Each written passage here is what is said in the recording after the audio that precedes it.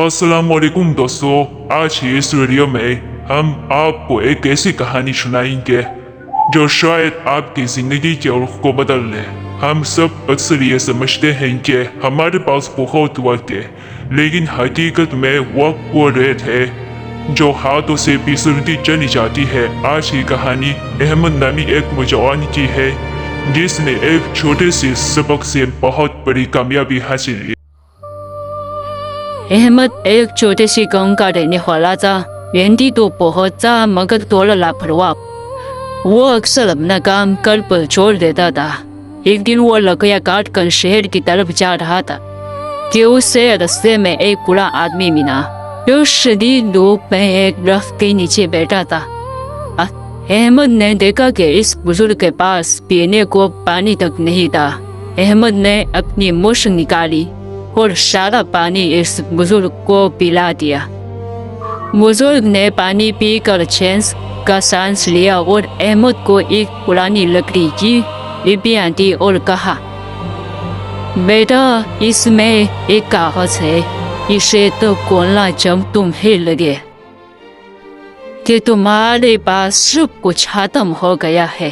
अहमद ने वो डिब्बियां रख ली और अपनी मंजिल की तरफ चल लिया। वो गुजरता गया। अहमद शहर के एक बड़े ताजिर के यहाँ मुलाजिम हो गया। एक दिन उस ताजिर ने अहमद को एक बहुत बड़ी जिम्मेदारी दी कि वो कुछ कीमती सामान दूसरे शहर पहुंचाए। अब उसने वैसा ही किया मगर रास्ते में अहमद को डाकू ने घेर लिया। उसका सारा सामान छीन गया। वो खाली हाथ और नाउमीद होकर एक जगह बैठ गया।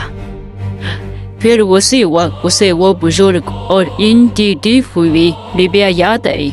उसने डिब्बियां खोली तो उसमें एक छोटा सा कागज था जिस पर लिखा था, जो वक्त गुजर गया वो तुम्हारा नहीं था, जो हाथ में है उसे जाया मत करो, वो हिम्मत मुर्दा मदद खुदा।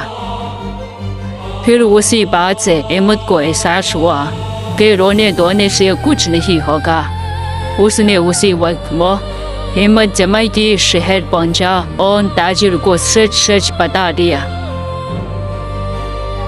फिर क्या होना था? ताजिर उसकी सच्चाई से इतना मुतासिर हुआ कि उसे न सिर्फ माफी है बल्कि एक और नया मौका भी दिया। दोस्तों, अहमद ने उस दिन सीखा कि वक्त की कदर और सच्चाई इंसान को मुश्किल तरीन हालात से निकाल लेती है। अहमद उस शहर का आजकल के दौर में सबसे बड़ा ताजिर है। इस कहानी से हमें दो बातें मिलती है। पहली ये कि किसी की बेलौश मदद कभी ज़ाया नहीं जाती, और दूसरी ये मुश्किल वक्त में हिम्मत हारने के बजाय अपने मौजूदा वक्त को बेहतर इस्तेमाल करना चाहिए। तो दोस्तों, उम्मीद है आज आपको ये नसीहत आमोज कहानी बहुत पसंद आई होगी। कमेंट्स में ज़रूर बताएं कि आपको इस कहानी से क्या सबक मिला। चैनल को सब्सक्राइब करना ना भूलें। अल्लाह हाफिज़।